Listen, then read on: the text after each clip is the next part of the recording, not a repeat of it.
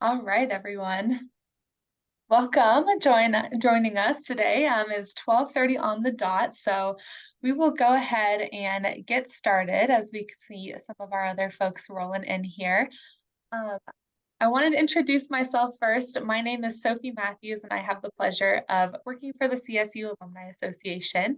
And I'm here with my colleague Angela Hayes, and we are so excited to join you all today in learning about creating an e-portfolio. Before we jump in, I do just want to take some time to thank our attendees, many of whom are CSU Alumni Association members. Thank you all so much for your membership. It truly makes a huge difference in our CSU community with our students and our alums and makes events and resources like this possible. So we're on Zoom today for a quick Zoom 101 session. We're going to chat through how to make this webinar and what we're doing today ideal for you. Today, we're going to be using the chat feature, so you shouldn't have a Q&A feature on there, but if you do, feel free to just completely ignore it. We're all going to be using the chat feature on the bottom of your screen. And as practice while we do this, just to make sure that we all have everything working, go ahead and for everyone who's watching us, if you could put where you're watching us from. So for instance, I'm going to say Fort Collins, Colorado. That's where I'm headed to. While we're doing this today, another tip is to go ahead and set your Zoom view to the speaker view. If you don't know how to do that, on the top right of your screen, if you move your cursor up there, you'll see a view button. You can click that and it'll drop down to side-by-side speaker view. I won't be on the whole time today on video, and so it'll just make sure that if you click this, you can see Angela and all of her glory while she's teaching us today.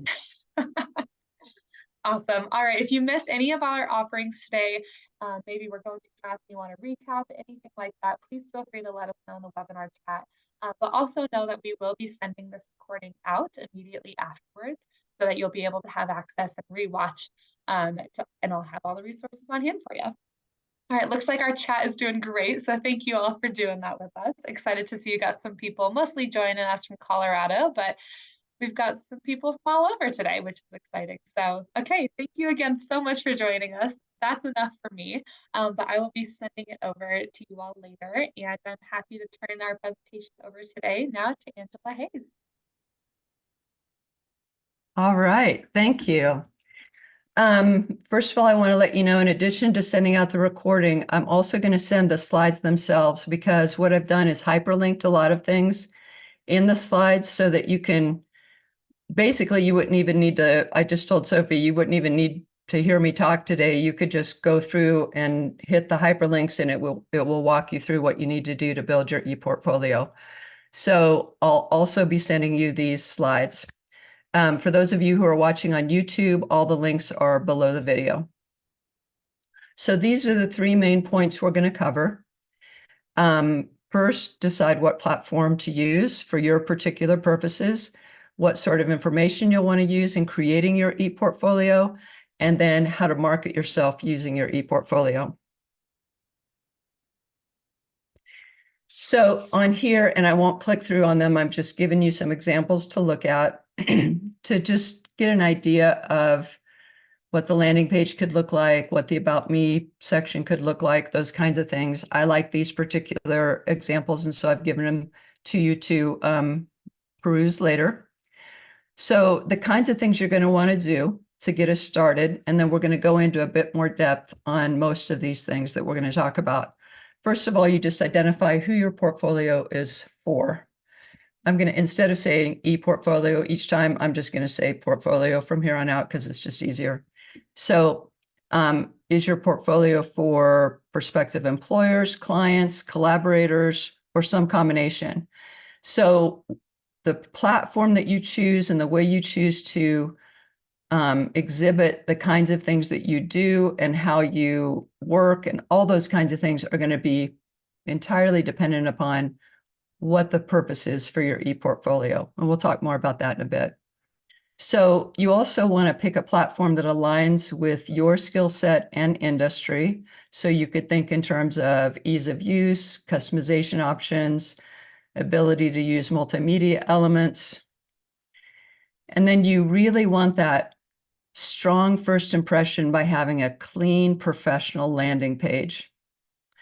You can use compelling images, examples of your best work, a clear, concise statement about who you are and what you do. Again, it'll depend on what you're using the portfolio for. And then it's important to showcase your best work. It's tempting to exhibit everything because, like in a resume, you're very limited. You have 1 to 2 pages. And in terms of a portfolio or e-portfolio, there's really no limit, but there really is a limit. So it's better to have a few really powerful, impactful kinds of projects that you've done rather than a lot of average work also. So we want to really highlight the kinds of things that you've done and really show your skill set rather than just everything that you've ever done. So with the things that you display, you could think of including a brief description, maybe your role, the process, and the outcome, depending on what it is that you're showing. And then it can also be really helpful to add a section about your journey, your skills and experiences. You write that in first person and it humanizes your portfolio. It makes it more relatable. Another thing that can really help is to include peer testimonials or client testimonials or testimonials from past managers. I know I put a lot of weight on testimonials. We'll talk about that in a bit. Make sure the navigation, of course, is simple with a clear menu, logical flow, intuitive layout, all the things that you would do. And of course, also optimize it for mobile. Make sure that your portfolio is responsive and looks good on all devices, which again, we'll talk about a bit later, and I've got some hyperlinks for you. So the goal is to create a portfolio that not only showcases your skills, but also tells a compelling story about you as a professional, who you are. It should be a living document of your career journey, your aspirations, and just who you are as a person. So in terms of choosing a platform, let's quickly talk about the differences between a website and an e-portfolio. So a website is a place for people to find you, learn how to contact you, access your price list, maybe see samples of your work. After you build it, you generally don't need to change it that much unless you're making major changes in your pricing structure or the services you offer. A portfolio is often embedded within a website and serves as examples of your work, like further examples of your work and what they can expect from you. Or it can be its own kind of hybrid e-portfolio website, because you will use website platforms to build an e-portfolio. And that it differs from just a website in that it's a place to showcase your work and land your next job. Best case scenario, your portfolio delights and inspires and proves to potential employers or clients that you've got what it takes. So a website explains who you are, where you are, how to do business. Your portfolio also showcases your work that will guide employers and clients to understand what you're capable of and to get you that next job. I've given you a list here to choose from, as well as a few online tutorials that take you through creating an e-portfolio. And there I said e-portfolio again after saying I'm only going to say portfolio.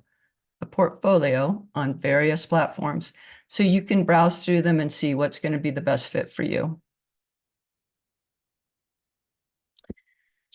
In terms of what to include, this is really important because, like I said, people tend to include way too much. That's the most common mistake I've seen, is people just overwhelming the reader with content. It's so tempting to put every single thing you've ever done, but just resist that urge. So you could think in terms of maybe that each thing you show is going to illustrate a particular skill, so that you've got these 10 skills that you want to put on display. It could also be that you make a list of your projects or your work products or whatever it is, and then put them in order of how impressive they are. And then maybe pick the top 10, 20 at the most. And keep in mind, because this is also something that I've seen people lose sight of once they get in there, because there's so many fun things to play with and do inside of an e-portfolio, adding infographics and multimedia thing. It can get off track. So it's always important to keep asking yourself, what am I trying to accomplish with this portfolio? Ask yourself over and over again as you're building it, what am I trying to accomplish? And is what I just did, is that going to accomplish what I just added? Is this page going to do what I want it to do?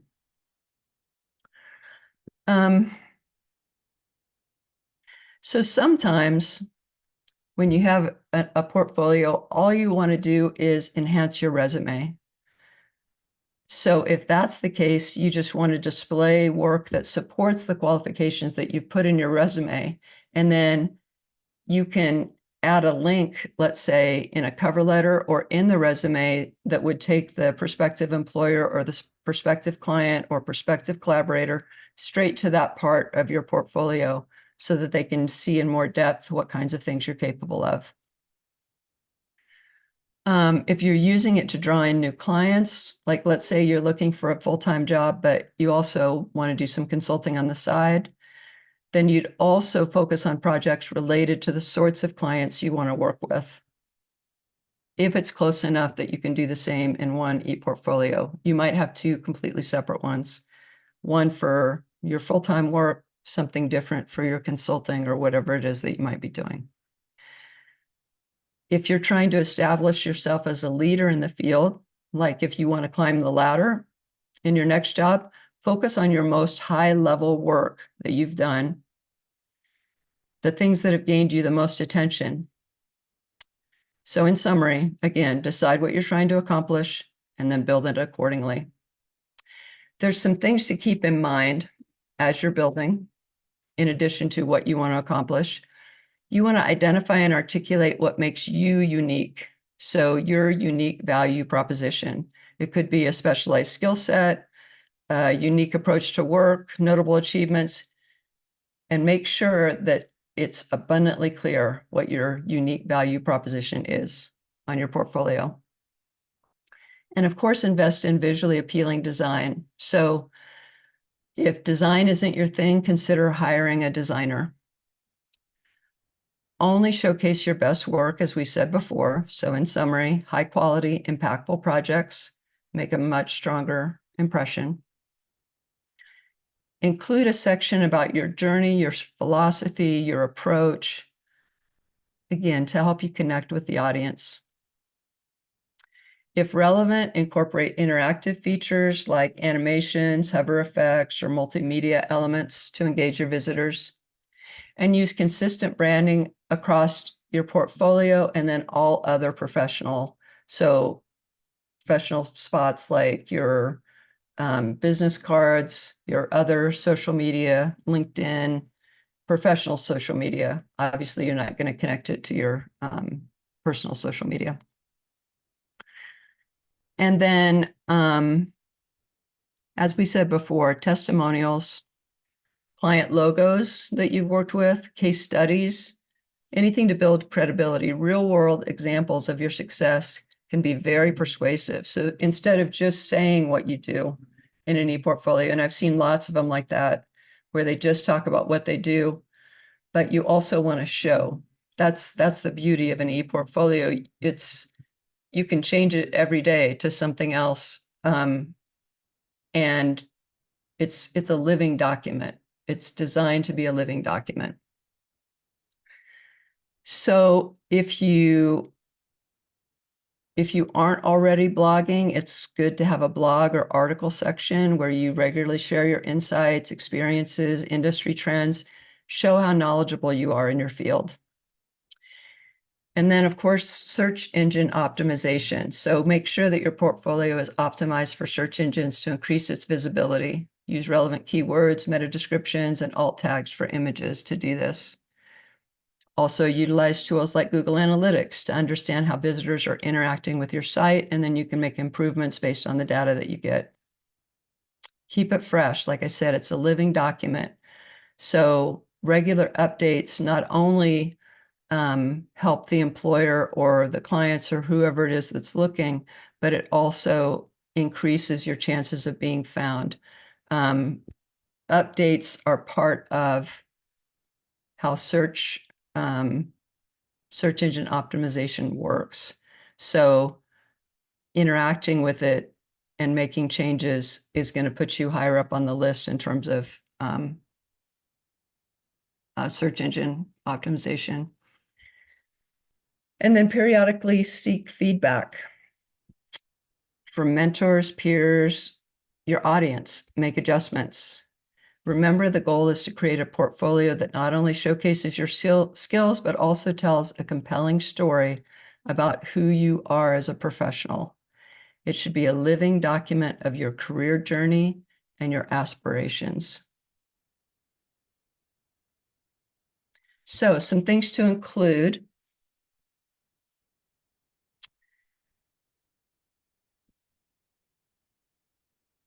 I'm going to come back one more time to touch on how important testimonials are. Statistically, 72% of people make their choices about whether to purchase a product or service or whatever it is based purely on testimonials, whether they're positive or negative, their buying choices. And I know for me, at least for the last 8 to 10 years, I don't know if I've purchased anything, especially online, without looking at the testimonials. Another thing to consider is you want to make it super, super easy for someone to contact you. So you'll want your contact information on every page of the site. Also, something that makes an e-portfolio come alive is clear calls to action.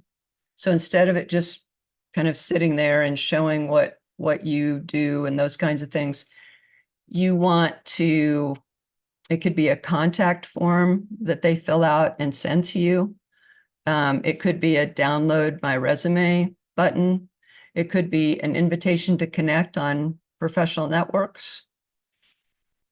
They should be clear, compelling, and aligned with your objective, whether it's to showcase your work, sell your services, or land a job. So here's some examples. I just jotted down a few. So like for freelance or service providers, it could be, let's start your project. And then again, under that would be how they could get in touch with you. Or it could be request a quote or book a free consultation. So that's a clear call to action. For job seekers, it could be as simple as hire me, direct and to the point, or download my resume, or see my work in action, and then have links to case studies or projects. For writers and content creators, it could be read my blog or subscribe for updates or sign up for my newsletter. General engagement could just be connect with me with links to your professional social media profiles, or leave a review or share your feedback. For professionals who are often offering courses or workshops, it might be enroll in my course or download my course brochure or sign up for this free webinar that's coming up. Remember, the key to an effective call to action is not just the words you choose, but also its placement, design, and the context in which it appears. So it should stand out visually and be placed strategically to guide the user naturally through the portfolio and towards your desired action.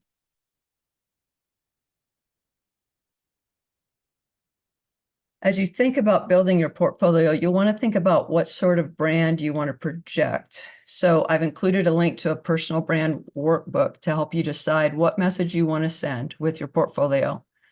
It's helpful to work through this before you begin creating. It seems like a lot of time on the front end, but I promise you it will save you a lot of time on the back end to really decide what you want to put out there about yourself. And then once you start working on your portfolio, Pay special attention to the My Work and My Projects pages where you describe projects that you've completed, goals you've reached. And remember that employers love statistics that emphasize the size and scope of your achievements, of what you're capable of, and use visuals to back them up when you can. It could be a video clip of you being interviewed as an industry expert on the local news. It could be a clip about something, a presentation that you did at a conference. It might be a good place for pictures of a big volunteer event that you help coordinate.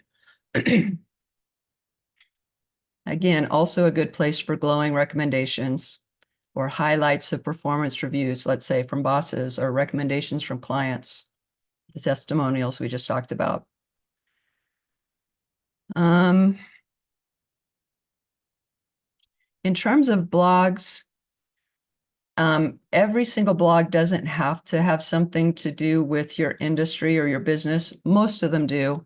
Some of them can be more personal, but you still want to project your professional, you still want to project how you want to be seen professionally. So you might still, if you write a blog that isn't directly about industry, you might in some way connect that, or it might show an aspect of your integrity or whatever it is that you want to get across. It can also be a smart move. Most people don't think about this, but it can be a smart move to make a portfolio the platform for the dream job that you eventually want to have. So let's say you've taken classes that would be necessary for whatever move you want to make into that dream job field. Add it to the resume section and add it to other places in the portfolio, places where it makes sense. So you could have a current professional development section where you list courses and certifications that you're currently working on. If you want to work toward leadership, then write a blog about the most important lessons you learned from the best leaders or your favorite workplace leaders. If you want to show that you're keeping up to date with trends in your industry, write a quick review about an industry-related book you just read. Show that you're continually growing and moving forward in your field toward that perfect job. So I've given you some suggestions here for making your ePortfolio visually appealing. I've also given you links to get free resources for icons, charts, infographics, and interactive infographics that you can easily use in your ePortfolio. One thing you can also do, of course, is to look at other ePortfolios and pick out what you like and think would fit best with your personal brand. Then you can usually just do a Google search for free sources of graphics or whatever tools you'd like to use. Then, before you hit the publish button that puts you out there, ask people to be brutally honest with you and give them at least these 4 questions to consider as they look through your ePortfolio. Given their feedback, look at your site again as if you're seeing it for the first time, and then ask yourself those same questions. What positive and negative things jump out at you as you look at your ePortfolio as if it wasn't yours, as if you're just stumbling upon it and it's someone else's? Then look back through one more time. This one, I've talked to a number of people that this has happened to, so make sure that your contact me section works. So I've talked to clients who have gorgeous ePortfolios, put so much time and effort into it, but didn't ever check to see if the contact me section works. And so people have been sending them messages that they weren't getting because it just wasn't working. So make sure to test that out and test it out pretty regularly. Think about your target audience and see if this site directly speaks to them in the way that you'd like it to. Does it fit with the rest of your brand? Which again, should be consistent, not just here, but across your social media sites that you use for business. The gold standard is that your site tells your story so well that when prospective employers and others meet you for the first time after viewing your site, they feel like they already know you. One of the reasons that's important is people like to hire people they know. That's why, and for those of you who have been to some of my other webinars, you know that only 12% of people get their next job through applying online, if that's all they're doing. And only 20% of open positions ever hit an open job posting anywhere. So if you take those two statistics together, and if you also know that people like to hire people they know, I mean, it's less risky, and it's just the way we are. We're social creatures. We like to hire people we know. So we want the e-portfolio to be so good, excuse me, that they feel they know you.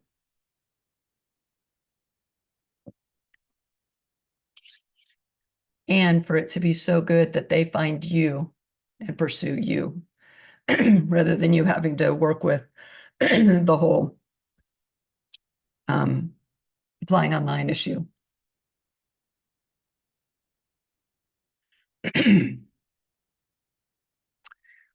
Okay, and then using your e-portfolio, you'll want to share that link everywhere. Again, revisit search engine optimization, because it would be great if your next employer found you instead of you having to find them. I've given you a tool and an article here to tell you how to optimize the likelihood of being found.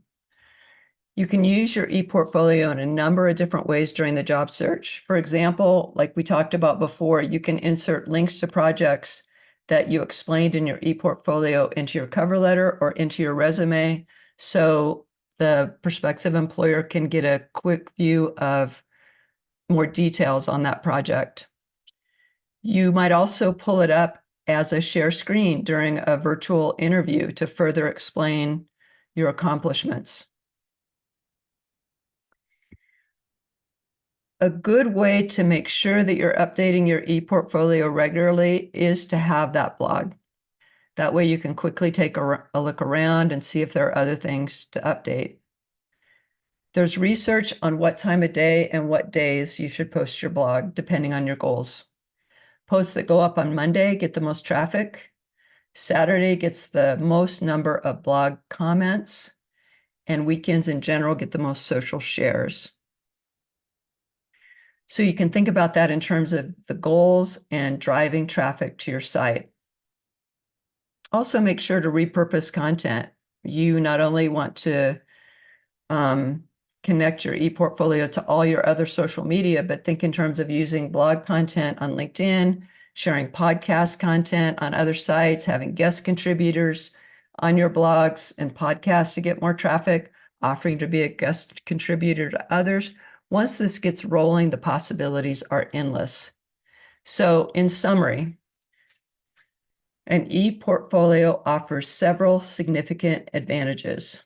So here's a summary of its key benefits. Obviously, the accessibility and convenience.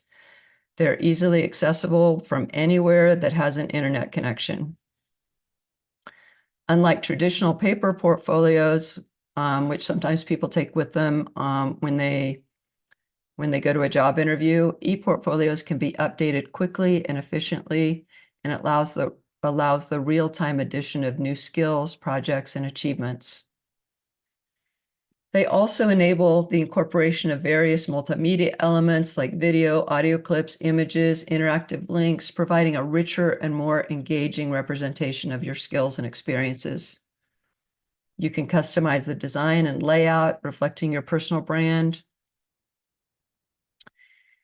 It allows you to demonstrate a wide range of skills, including technical abilities, project management, creative work, in a comprehensive and organized manner.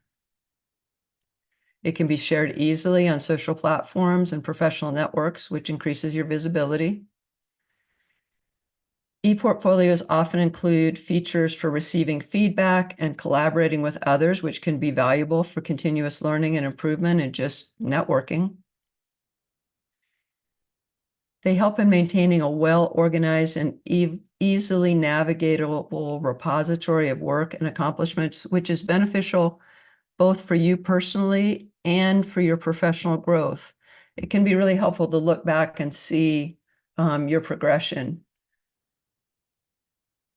I mean, in one way or another, you should be keeping track of that in a file or something, but having it in an e-portfolio allows it to be ever changing and allows you to see, because you can archive parts of it, you can see where you've been and where you're going.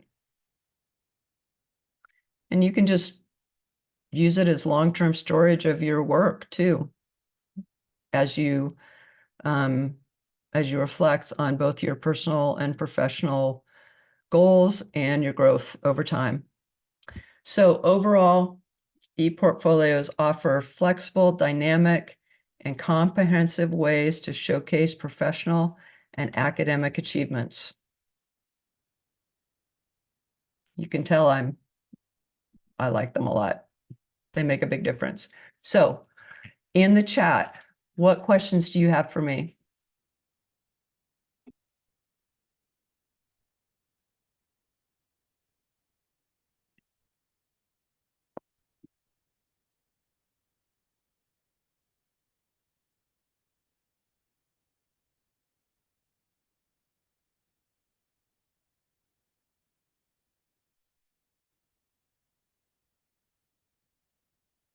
Okay, I'll wait another couple minutes in case someone's typing. Or it could be comments. If you already have an e-portfolio or what you think about them or anything. If your work is owned by an employer, how do you ethically share it? Excellent. Yeah. You need to have their written permission to share it. So, so you can let them know what you're doing, and you can ask very specifically, like what you're allowed to show and what you're not. So it may be that they say, you can't use our name or our logo. So in that case, you would say this was a mid-size such and such type of an organization with this and this and this happening in the organization. So you would describe it, but you wouldn't name the organization unless they've given you that. I'm just looking to see if I just want to make sure I didn't miss one. So unless they've given you their permission to use that, but even that, you want to get very specific, have them write down exactly what they're willing to have you show and sign it. You need both sign it and date it. So you want to make sure. And then the next one is it okay to have or create an e-portfolio now, even if you aren't actively looking for a new job?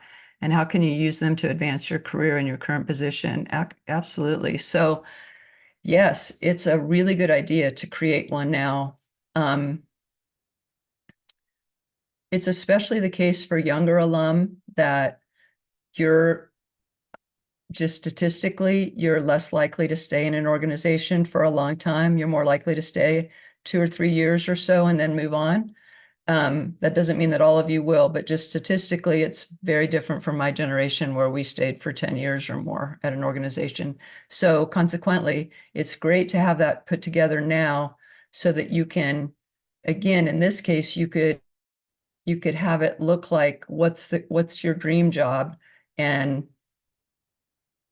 be building toward that. So you could show updates on the kinds of things that you've been working on, the certifications that you're getting, all kinds of things like that. So yes, absolutely. It's a great idea to start it now and to just keep working on it.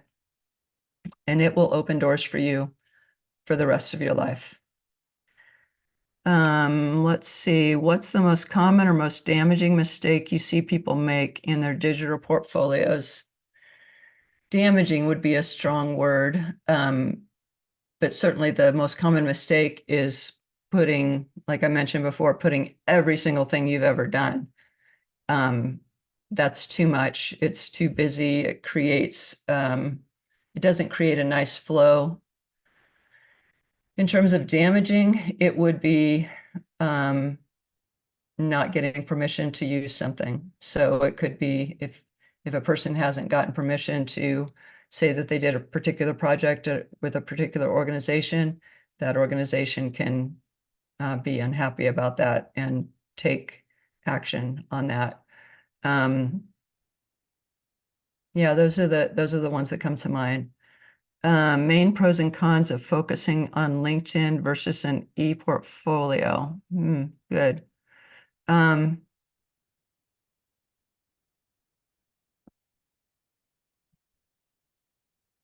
Best case scenario would be to do both and then link each of them back to each other. So your e-portfolio is linked to your LinkedIn profile. Your LinkedIn profile is linked within your e-portfolio.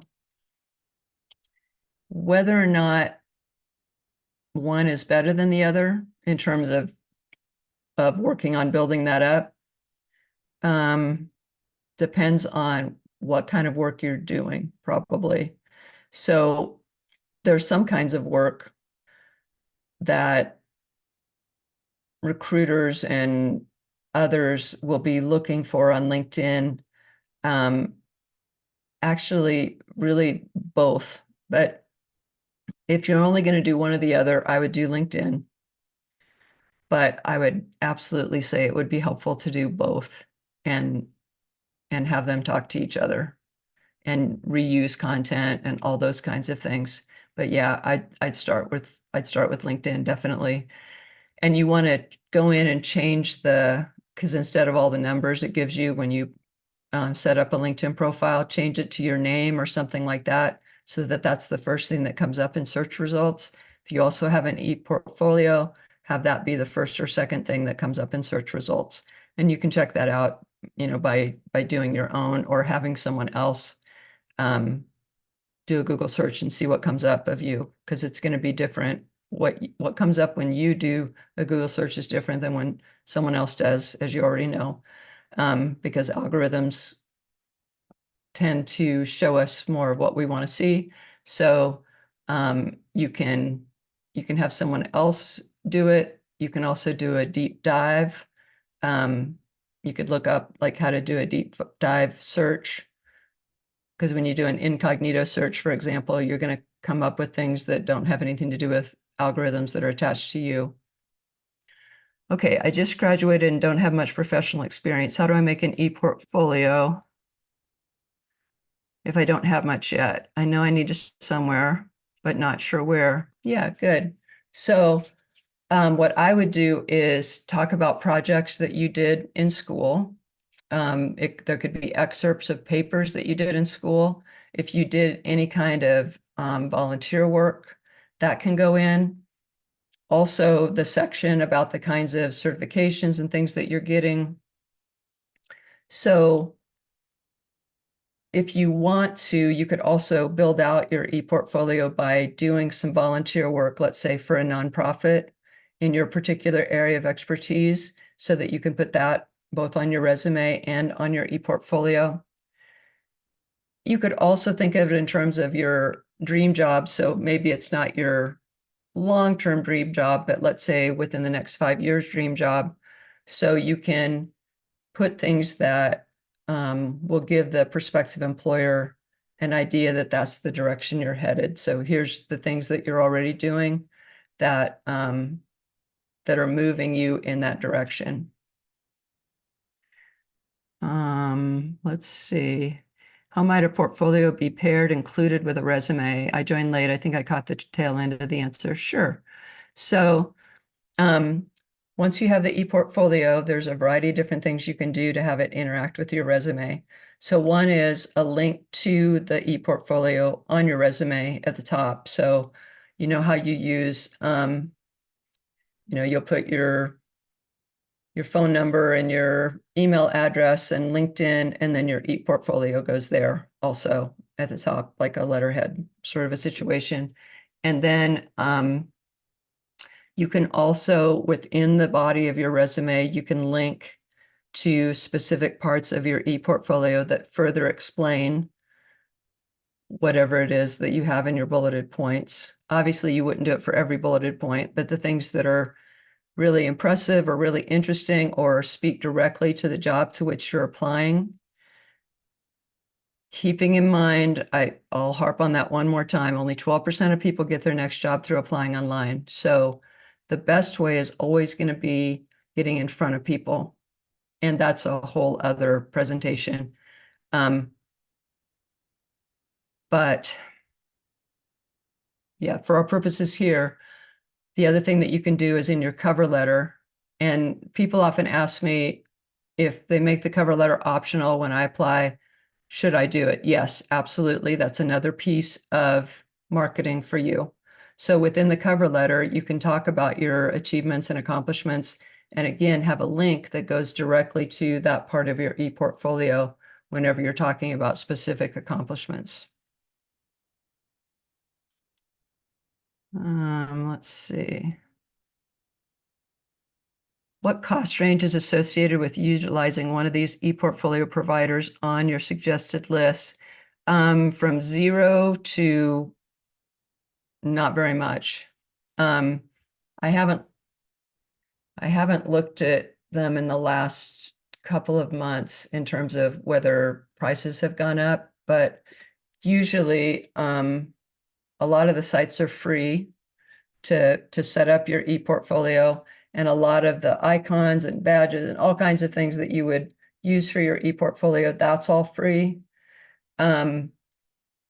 If you, I mean, depending on how you're hosting the site, that can be a little bit, but again, not very much. Of course, if you have someone else do some of the design, that can cost you, but for the most part, it's a very inexpensive thing to do. Yeah, I don't have, because it varies really widely depending on what the e-portfolio is, what kinds of things that you use, and how much you want to invest in making it a secure site and all those kinds of things. But still, it's not very much, and it's absolutely worth it for your career. Let's see.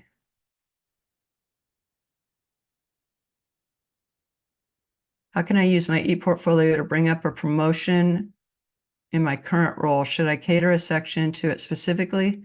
To my current role, it feels weird to show a resume during performance evaluations. Thinking maybe this could be a nice new approach. That's a good thought.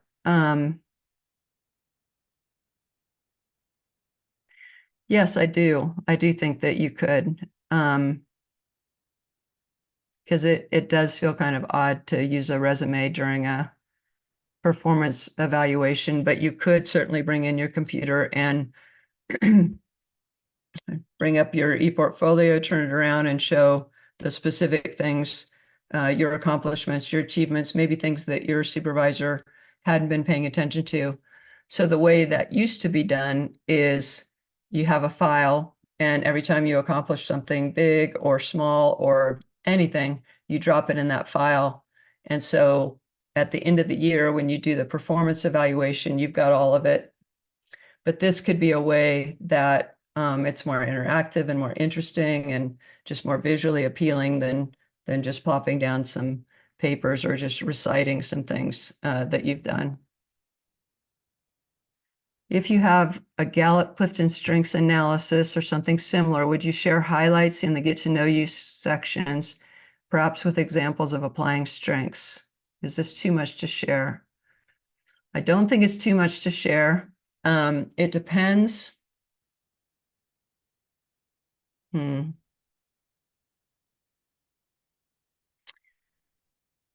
Mostly it's going to depend on your prospective audience. So, for example, there are assessments that are reliable, valid instruments. Strengths Quest isn't one of them. It's not, it has face validity, but it's not a reliable, valid instrument. So, for example, if you're talking to scientists or from the STEM fields, anything like that, you probably wouldn't use it there. But if you're a writer, if you graduated in liberal arts, I mean, those kinds of things, it'd be more likely that you could use it and then talk about how you apply each of those strengths. Ask another question if I didn't explain that well enough.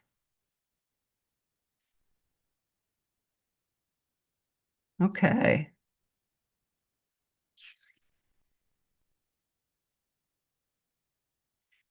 And is it too much to share? Always ask people who are before you publish, always ask people who you trust, and a variety of people, not just your peers, but also past managers, mentors, whoever, and say, what's your impression of this? That's going to give you a good idea of whether or not you've added too much information or if you've shared too much. All right, are there any other questions? We left, as you see, we've left a lot of time for people's questions, and I wasn't going to do that too. I wasn't going to present for an hour and a half. But any questions that you have, we have time for them. Any additional questions?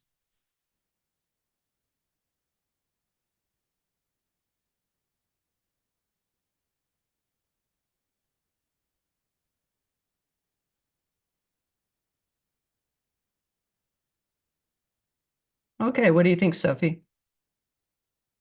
Sounds good. If you do have any more additional questions, Angela, if you want to go ahead and drop your contact info into the chat.